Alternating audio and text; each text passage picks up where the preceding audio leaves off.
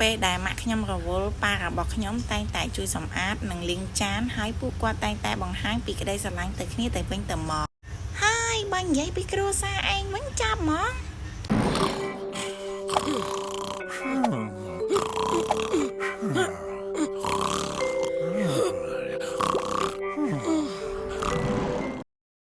ហើយមិនអាចប្រៀបធៀបអង្គគេនេះទេ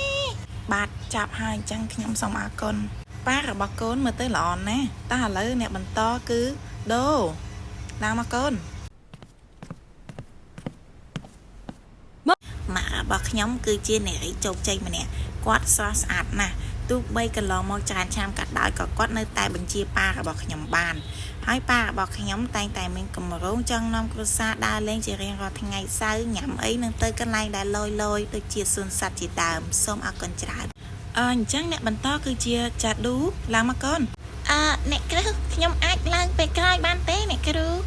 ហាមិនអញ្ចឹងមានបញ្ហាអីមែនកូន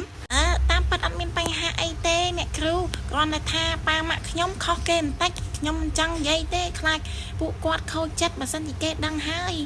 ឈប់និយាយទៀតឡើងមកលើម៉ាក់